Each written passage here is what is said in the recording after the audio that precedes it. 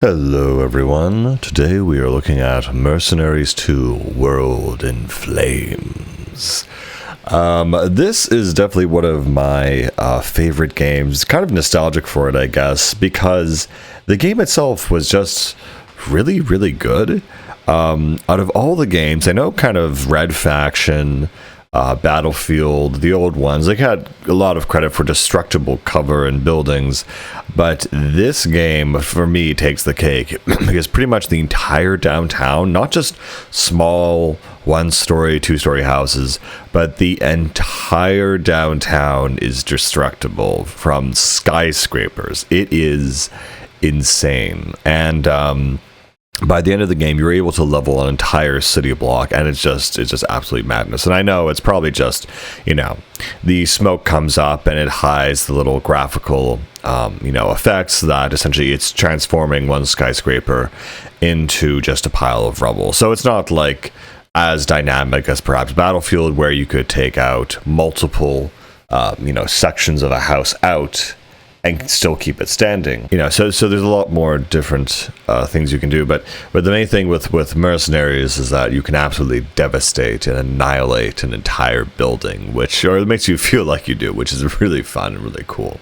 I think maybe technically Red Faction might have the most dynamic destructibility, but regardless, it's just odd we don't see games do this anymore in general. This is one of my favorite, Mercenaries is honestly not a very high story, high aesthetic game, but what it is a pure gameplay rush. And again, this game came out very early, 2000 and early 2000s, and still to this day, it really impresses me as just to how much you can do, how well the guns work. So it's a third-person shooter, and so the basic gist of the game itself is, so you play as Matthias Nielsen and also two other characters that are optional, and but Matthias is just wonderful. He's perfect. All of his voice lines. I think this is where it's a semi-famous YouTube poop quote where he says APC so crunchy. That's from this game. I was actually kind of surprised when I heard it because I didn't realize that's him. So yeah, he has little things where he talks about the joys of roasting marshmallows as you use a flamethrower on civilians or something. He just has really funny, quirky lines.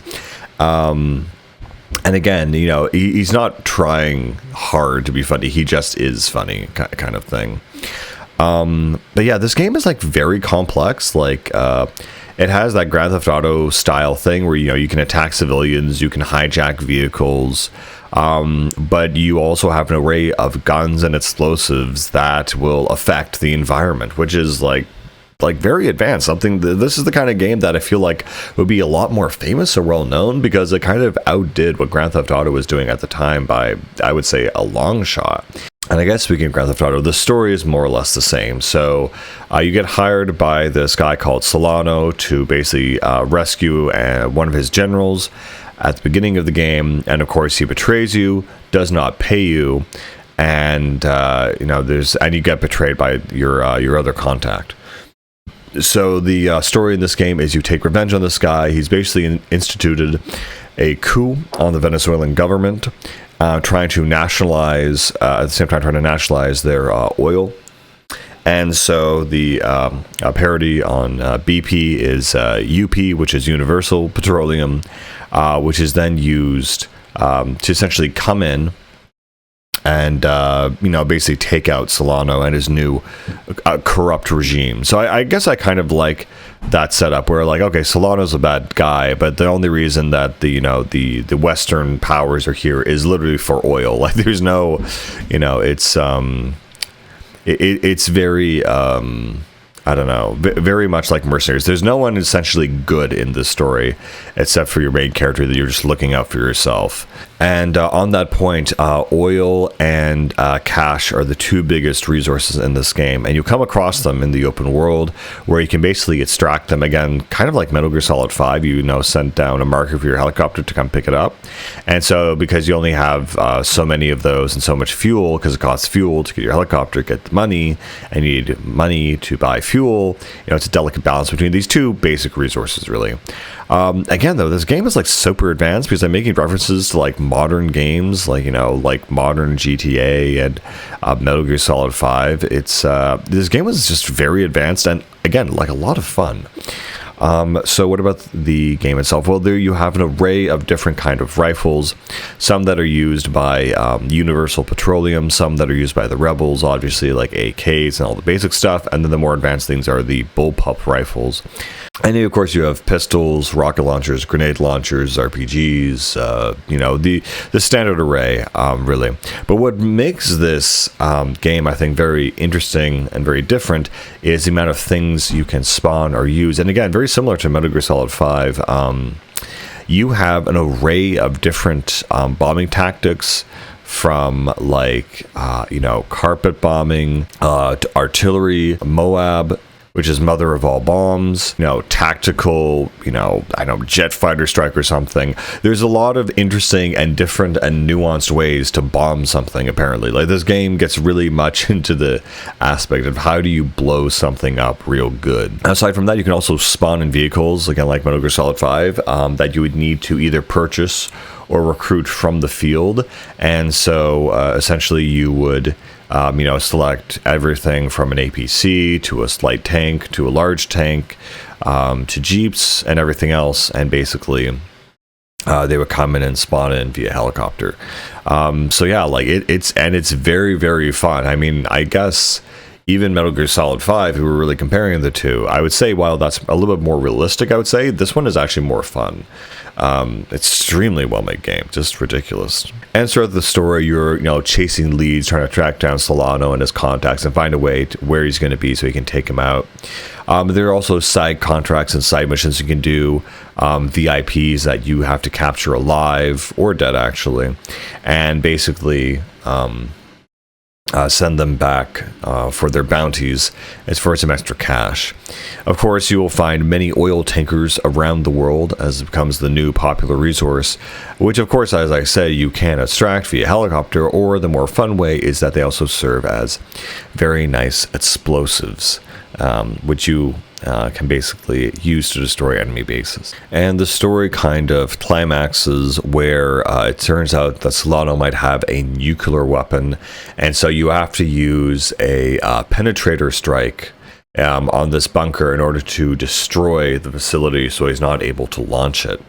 And so, and again, so each one of these strikes, from artillery to, to APC fire and whatever, of course, costs more than the last one. So you need to get enough money to even buy this bomb so you can actually use it against the bad guy. Yeah, it's just ridiculously fun. It's ridiculous how fun this game is. I think it really needs like a remaster, or maybe not a remake, but a remaster would be sufficient for it, honestly, in this case. And yeah, you also have your base of operations where you can outfit it, upgrade it, add little, turrets and stuff to it. The original Mercenaries I actually played after this one, and yeah, it's actually really not good at all. It's the contrast between these two games is pretty shocking.